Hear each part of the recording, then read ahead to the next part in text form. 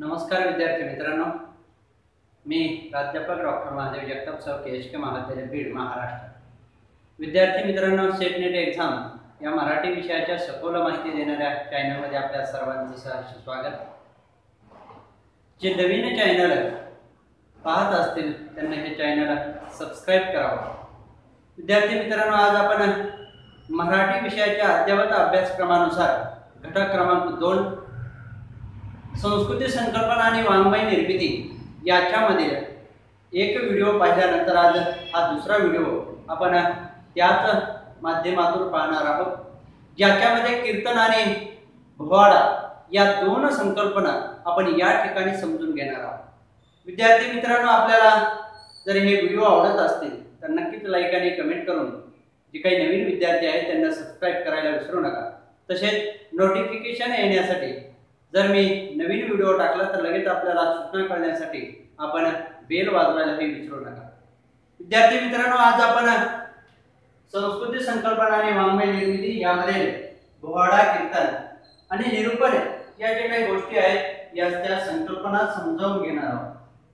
यामध्ये प्रथम भोवाडा ही संकल्पना आपण समजावून घेत असताना जी की महादेव कोळी, भिल्ल, कोकणात ठाकूर या आदिवासी जमातीत प्रचलित असलेल्या, लक्षात ठेवा, महादेव कोळी, भिल्ल, कोकणात ठाकूर या आदिवासी जमातीत प्रचलित असलेले नृत्य नाट्य म्हणजेच भोवाडा होय.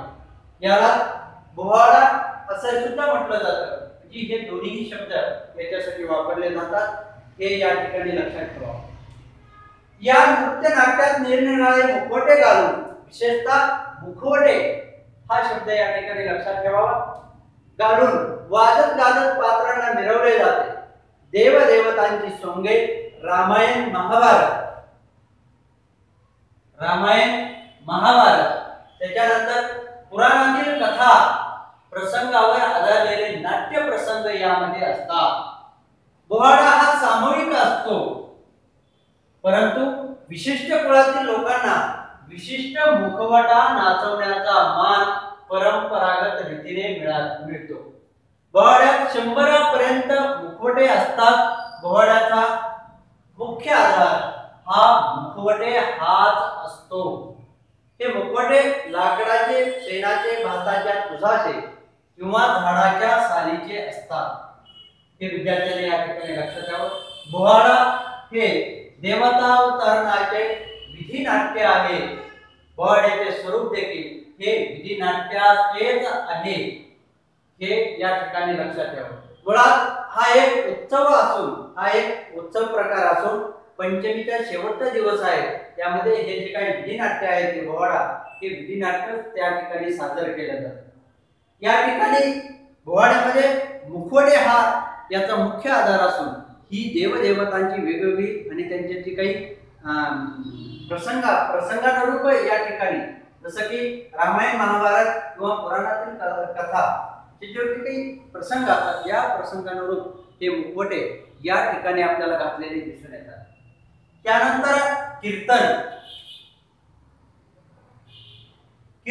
हा नवविद्या भक्तीचा एक प्रकार असून, प्रकार म्हणजे कीर्तन ईश्वराचे गुणलीला वर्णन करणे हा या संज्ञापन प्रकाराचा मुख्य उद्देश आहे. ईश्वराचे गुणलीला वर्णन हा एक नवविद्या याच्यामध्ये भक्तीचा हा एक प्रकार आहे, म्हणजे कीर्तन होय. आणि याच्यामध्ये संज्ञापन प्रकाराचा मुख्य उद्देश म्हणजे ईश्वराचे गुणलीला वर्णन करणे. नामस्कीर्तनाबरोबरच आख्यानातून चरित्रकथा निरूपण करणे, आख्यानातून चरित्रकथा सांगणे, निरूपण करणे या प्रकाराचे स्वरूप असते. नारदीय आणि वारकरी हे दोन मुख्य प्रकार या ठिकाणी आपण लक्षात ठेवावेत. कारण कीर्तनाचे दोनच मुख्य प्रकार आहेत, ते म्हणजे नारदीय कीर्तन आणि दुसरं वारकरी कीर्तन. बऱ्याच वेळेस सादरीकरणाच्या स्वरूपातील आंशिक भेदानुसार आणि सांप्रदायिक बांधिलकीनुसार, जसं की रामदासी कीर्तन असेल, गानपत्य असेल, शाक्य असेल, असेही काही प्रकार आहेत. संज्ञापनाचे विषय आणि प्रेरणा बदलत गेल्या तशी कीर्तन शैलीची परिवर्तने होऊन गाडगे महाराजांच्या शैलीतून विकसित झालेले लोककीर्तन राष्ट्रीय चळवळीच्या प्रेरणेतून आकाराला आलेले राष्ट्रीय कीर्तन असे कीर्तनाचे नवे आकृतीबंध पुढे आलेले आपल्याला दिसून येतात। असे असले तरी या ठिकाणी कीर्तनाचे दोन मुख्य प्रकार पडतात। त्याच्यामध्ये एक म्हणजे नारदीय कीर्तन आणि दुसरा म्हणजे वारकरी कीर्तन। यामध्ये वारकरी कीर्तन म्हणजे काय हे पाहत असताना कीर्तनकाराच्या संगतीला 10-15 टाळकऱ्यांची साथ असते, ती म्हणजे वारकरी कीर्तनात। त्याच्यानंतर वीणा आणि मृदंग हे वादक साथीला त्या असतात। सगळ्यांच्या मिळून एक फड म्हणतो आपण त्याला, कीर्तनाचा फड तयार होतो, ज्याच्यामध्ये कीर्तनकार असतील, 10-15 टाळकरी असतील किंवा वीणा मृदंग वादक साथीला असतात, त्यांचा एक मिळून एक कीर्तनाचा फड होतो। विशेषतः या कीर्तनाचा प्रारंभ हा जय जय राम कृष्ण हरी या भजनाने होतो, तर शेवट जय जय विठ्ठल जय हरी विठ्ठल या गजराने होतो। म्हणजे सुरुवात ही भजनाने आणि शेवट हा गजराने होतो। कीर्तनकार निरूपणासाठी एखाद्या संतांचा अभंग निवडतात आणि त्या सूत्राभोवती इतर संत वचनांची गुंफण केलेले आपल्याला त्या ठिकाणी दिसून येते। आध्यात्मिक निरूपण करतात। कीर्तनकार हा विठ्ठल भक्त असतात, कीर्तनकार त्याच्यामध्ये विठ्ठल भक्त असतात आणि ज्ञानेश्वरी आणि हरिपाठ हे जे काही दोन मुख्य बीज ग्रंथ या ठिकाणी बीज ग्रंथ म्हणून त्यांनी स्वीकारलेले असतात। आणि विशेषतः कीर्तनकाराचा पोशाख हा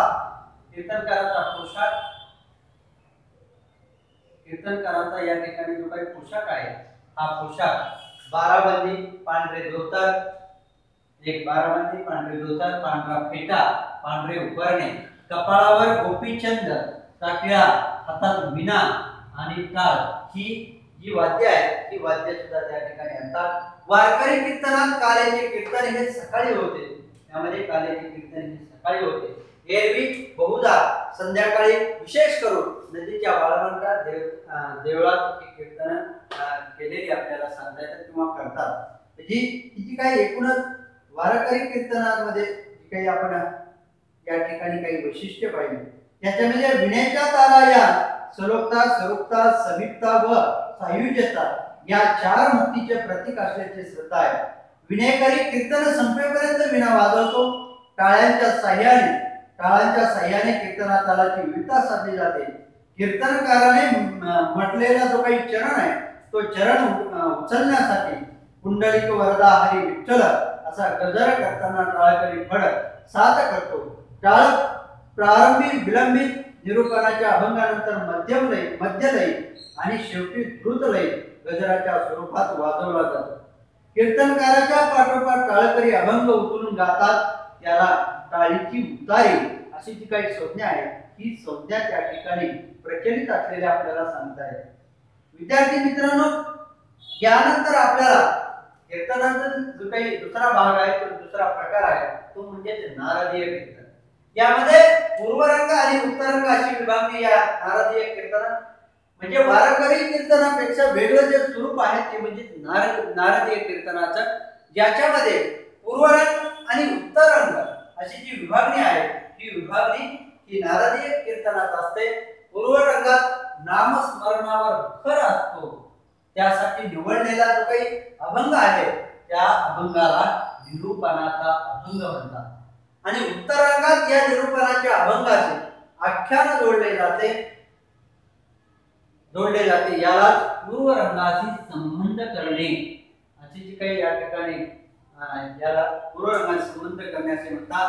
महाभारतातील कृष्ण चरित्र हा या आख्यानाचा विषय या ठिकाणी नारदीय कीर्तनात असतो, तर याच्यामध्ये जे काही पकवाद, झांजा, चिपळ्या, बाजाची पेटी अशी अन्य वाद्येही यामध्ये आपल्या साथीला घेतात, नारदीय कीर्तनकार साथीला घेतात।